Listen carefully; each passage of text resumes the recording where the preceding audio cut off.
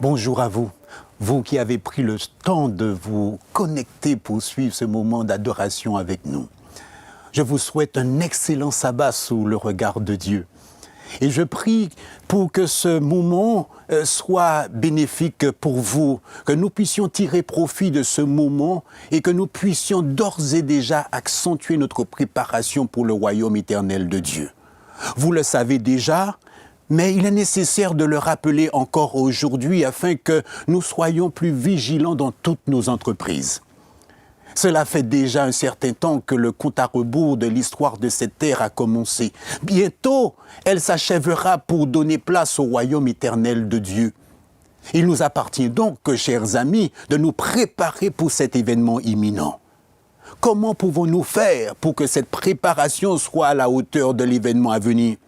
Je ne vois qu'une seule manière de le faire, c'est en considérant les paroles de Jésus, afin que quelle que soit l'issue de notre histoire sur terre, je prie que notre préparation soit à notre avantage.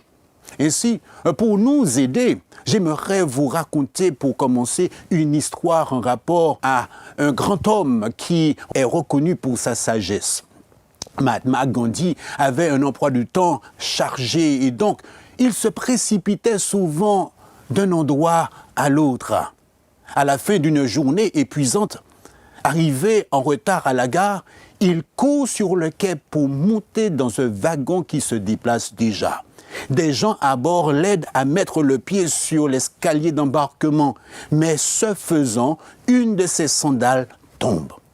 Tout le monde regarde avec curiosité le train s'éloigner de la sandale sur le quai. Au grand étonnement des personnes présentes, Gandhi se penche rapidement, attrape son autre sandale et la lance en direction de celle qu'il venait de perdre.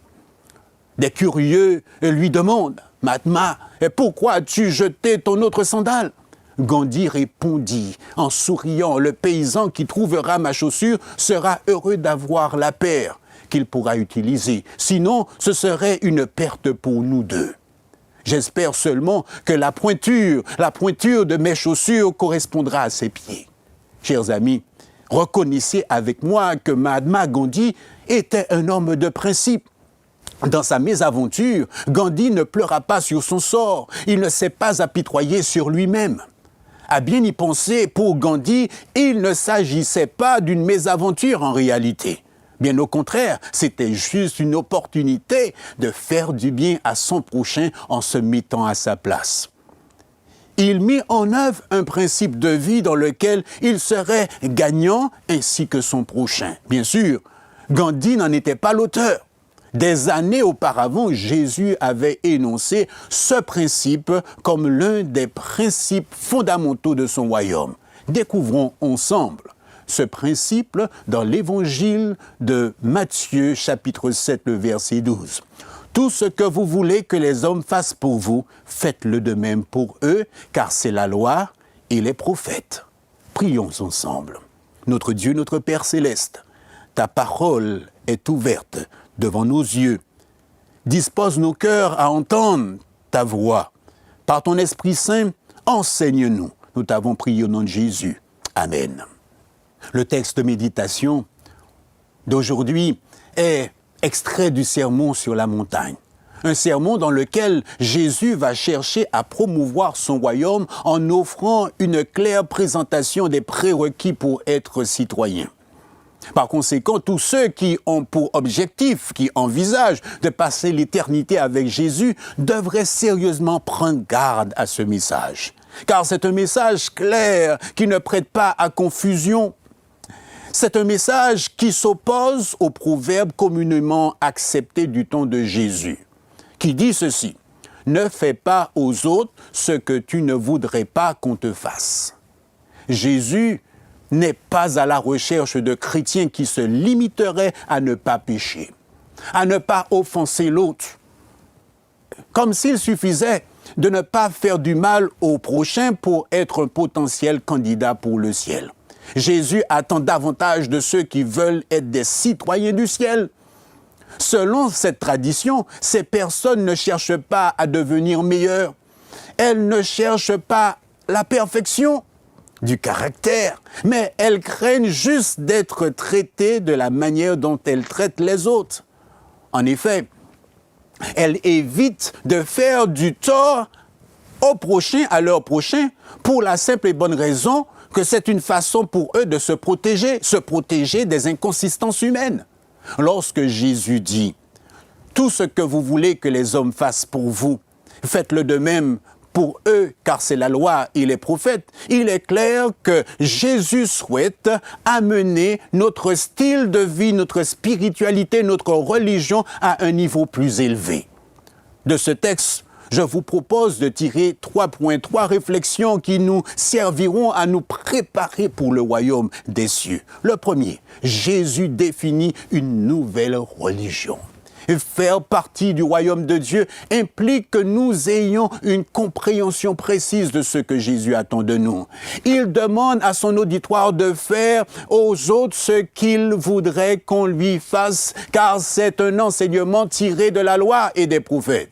Par conséquent, point n'est besoin d'aller à Miquelon ou de chercher des eaux dans du Kalalou pour nous familiariser avec les principes de la religion du Christ. Une telle religion n'est nouvelle que pour ceux qui ont négligé de considérer la loi et les prophètes, pour ceux qui ont longtemps fait fi d'écouter la parole de Dieu, mais pour ceux qui ont pour habitude de sonder la parole, il en est autrement. C'est la mise en pratique d'un principe divin, c'est la mise en jambe pour vivre dans le royaume. Aujourd'hui encore, cette parole est capable de transformer des vies et transformer individuellement la nôtre. Elle peut dès à présent incontestablement améliorer le cours de notre vie. L'apôtre Paul la compare à une épée. Hébreux chapitre 4, 18 et 4, 12, car la parole de Dieu est vivante et efficace, plus tranchante qu'une épée quelconque à 2 tranchants, pénétrante jusqu'à partager l'âme et l'esprit, jointure et moelle. Elle juge les sentiments et les pensées du cœur. En effet, cette parole a le pouvoir de mettre sens dessous notre vie et la restaurer. Cette parole transcende le temps et elle est toujours d'actualité. Car il est dit, Ésaïe 40, verset 8, « L'herbe sèche, la fleur tombe, mais la parole de Dieu subsiste éternellement. » C'est pourquoi il est nécessaire que tout homme et toute femme prennent garde à la parole de Jésus, afin que nous soyons capables de reconsidérer notre vie et lui apporter, si besoin est, les changements qui s'imposent par la grâce de Dieu. C'est dès à présent, dans ce monde imparfait, que le style de vie du royaume de Dieu doit prendre racine en nous. Cette nouvelle religion est définie en des termes positifs. Traitez les gens de la même manière que vous voulez qu'ils vous traitent. Elle n'est pas constituée d'une liste d'interdictions. Tout ce qui est bien, honorable, approuvé par la parole de Dieu, peut se faire sans réserve. C'est ce que fit Mahatma Gandhi. Et si un homme d'une telle aura de surcroît indien ait pu manifester une aussi grande déférence à l'endroit de son prochain, nous pouvons déduire que ce principe énoncé par Jésus transcende les barrières raciales, culturelles et religieuses. Il s'adresse en réalité à tous les hommes sans exception. Nous pouvons en déduire que c'est là une loi universelle à la portée de tous, une nouvelle religion. Le deuxième point de réflexion, Jésus enseigne une religion tournée vers les autres. En effet, Jésus amène son auditoire à remettre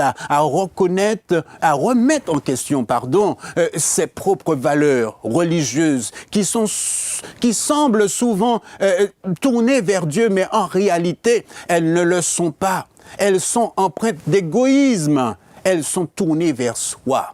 La parabole du bon Samaritain en est une illustration. Luc chapitre 10, 30 à 35. Un homme descendait de Jérusalem à Jéricho.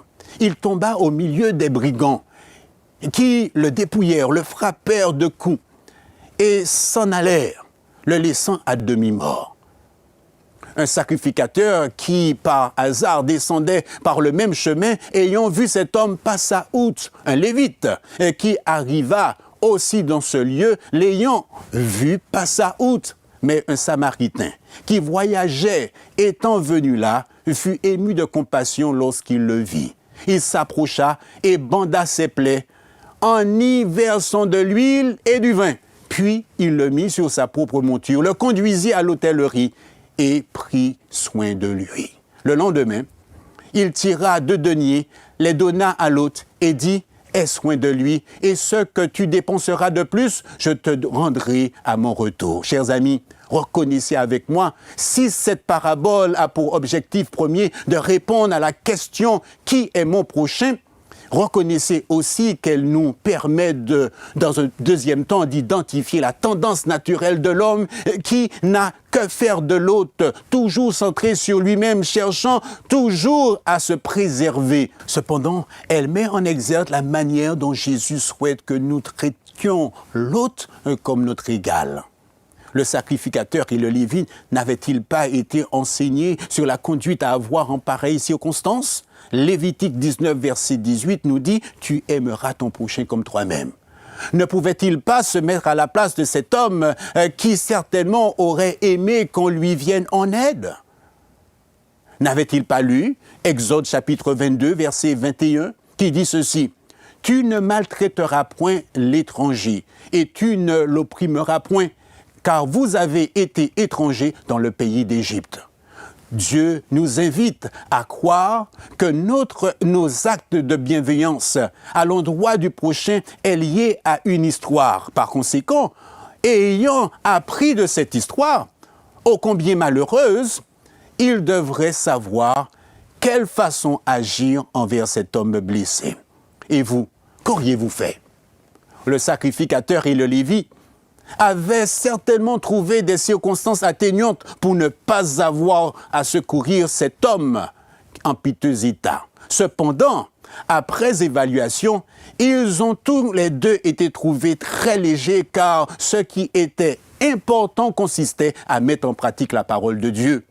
Lorsque Jésus affirme « Tout ce que vous voulez que les hommes fassent pour vous, faites-le de même pour eux », il veut que notre religion soit tournée vers les autres. Une religion dans laquelle nous pouvons considérer notre prochain comme une extension de nous. Et non pas une religion qui se définit par un ministère qui est si prenant pour Dieu que l'autre n'y a pas sa place. Ce que nous sommes, ce que nous faisons pour Dieu ne nous exempte pas à accomplir sa parole. Ainsi donc, un point n'est besoin de se réfugier dans une relation avec Dieu et croire qu'il serait possible d'ignorer ceux qui sont à nos côtés et les traiter comme des citoyens de seconde classe. L'enseignement de Jésus nous contraint à ne pas se dissocier de l'autre. Notre relation avec Dieu doit se vérifier dans les rapports que nous entretenons avec notre prochain. La parole de Dieu est claire sur ce sujet. 1 Jean chapitre 4, verset 20. « Si quelqu'un dit « j'aime Dieu » et qu'il haïsse son frère, c'est un menteur. Car celui qui n'aime pas son frère qu'il voit, comment peut-il aimer Dieu qu'il ne voit pas?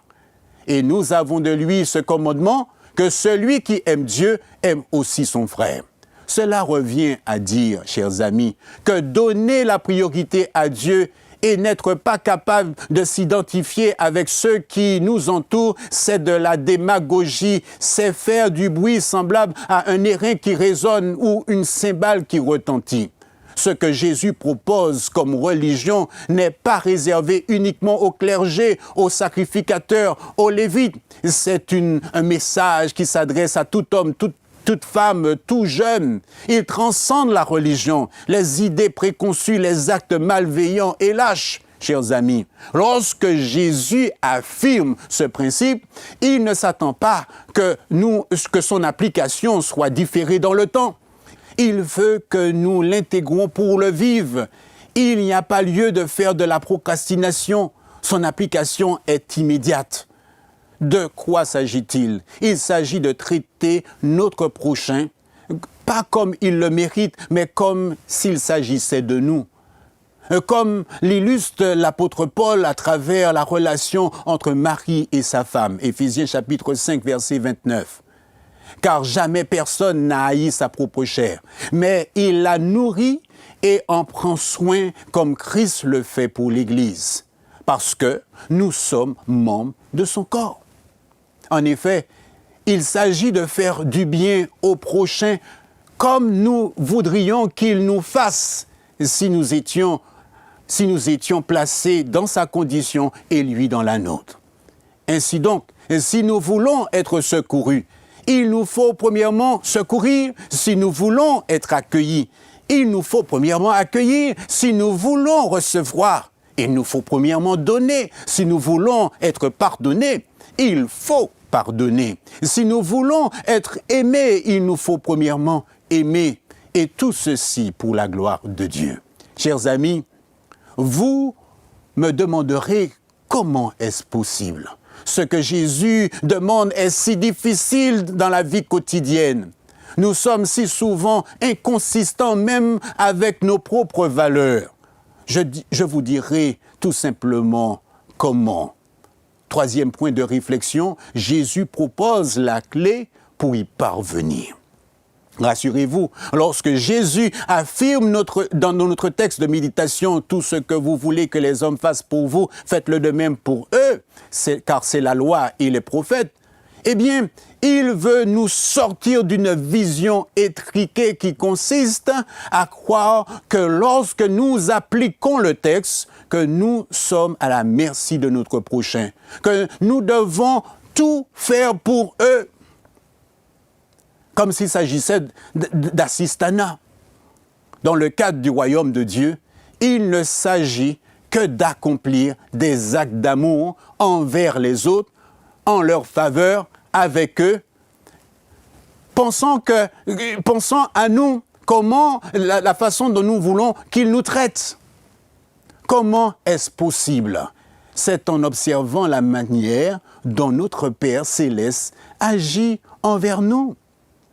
Cela est riche en enseignements. Nous apprenons à discerner les bonnes choses selon Dieu. Par conséquent, ce que Jésus réclame de tous ses auditeurs n'est pas irréalisable. Bien au contraire, ce message se concrétise dans la puissance de l'amour de Dieu.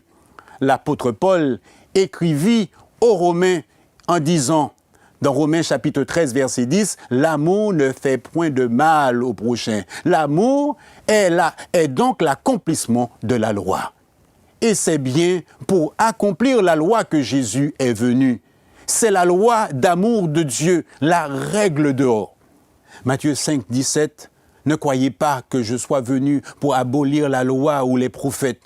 Je suis venu non pour abolir, mais pour accomplir. » En effet, Jésus est l'exemple à suivre si nous désirons nous préparer pour son royaume. Il nous enseigne que l'amour de Dieu est proactif. Romains chapitre 5, verset 8, « Dieu prouve son amour envers nous en ce que lorsque nous étions encore des pécheurs, Christ est mort pour nous. » Jésus, donc, par ce texte, nous invite à être proactifs et à penser positif lorsqu'il s'agit de notre prochain. Cet amour est démonstratif. Romains 3, verset 25. C'est lui que Dieu a destiné par son sang à être pour ceux qui croiraient victime propitiatoire afin de montrer sa justice. Par ses paroles, n'aimons pas simplement en paroles, mais démontrons-le par des actes d'amour. Cet amour ne s'impose pas. Quiconque est libre de l'accepter ou de le rejeter. C'est la raison pour laquelle Matthieu 24, le verset 14 nous dit « Cette bonne nouvelle du royaume sera prêchée dans le monde entier pour servir de témoignage à toutes les nations. » Tous n'accepteront pas cet amour, mais c'est cet amour que nous devons manifester envers ceux qui nous entourent. Et cela sans faire d'acception de personne, par le Saint-Esprit que Dieu nous a donné et dont il souhaite que nous soyons remplis. Oui, nous pouvons d'ores et déjà vivre en préparation pour le royaume de Dieu. Oui, chers amis, que ces paroles soient pour nous un encouragement. cet amour que Dieu veut voir en chacun de nous afin que nous puissions être ses disciples. Ellen White nous dit à ce sujet, des millions et des millions d'êtres humains dans l'ignorance, la maladie et le péché n'ont jamais entendu parler de l'amour du Christ pour eux. Si nous étions à leur place, que voudrions-nous qu'ils fassent pour nous? Tout cela, pour autant que ce soit en notre pouvoir, nous devons le faire pour eux. La règle de vie du Christ, selon laquelle chaque de nous sera jugé un jour, est celle-ci. Tout ce que vous voulez que les hommes fassent pour vous, faites-le de même pour eux. Chers amis, nous devons nous préparer sérieusement pour l'éternité. Jésus nous propose une nouvelle religion basée sur sa parole. Elle est tournée vers les autres et s'inscrit dans l'amour de Dieu pour nous. C'est en contemplant cet amour que nos cœurs les plus endurcis pourront être attendris et que notre vie chrétienne ne se limitera pas à un enseignement théorique, mais se vérifiera par une vie sanctifiée, faite d'actions bienveillantes à l'endroit de notre prochain. Ne désirez-vous pas un cœur nouveau? Ma prière, c'est que nous puissions saisir cette opportunité que Dieu place devant nous aujourd'hui. Il nous dit dans Ézéchiel 36, 26 à 27, « Je vous donnerai un cœur nouveau, et je mettrai en vous un esprit nouveau. J'ôterai de votre corps le cœur de pierre, et je vous donnerai un cœur de chair. Je mettrai mon esprit en vous, et je ferai en sorte que vous suivez mes ordonnances et que vous observiez et pratiquiez mes lois. » Accueillons ce cœur nouveau et que Dieu bénisse, nous bénisse et bénisse la Martinique. Prions ensemble. Notre Dieu, notre Père céleste, nous accueillons ce cœur nouveau en nous par la foi. Par ton Esprit Saint, Seigneur, donne-nous de surmonter tout mal par le bien, afin que notre religion soit basée sur ta parole, soit basée sur le fait que nous prenons conscience que nous avons un travail envers ceux qui nous entourent. Nous croyons, ô Père, que cette religion est basée sur ton amour. Ô Père éternel, aide-nous à demeurer dans ta parole et vivre dans cette attente de ton royaume, afin qu'en tout, nous puissions être un témoignage pour ceux qui nous entourent. Reste donc avec nous et dirige-nous, bénis-nous. Nous t'avons prié au nom de Jésus. Amen.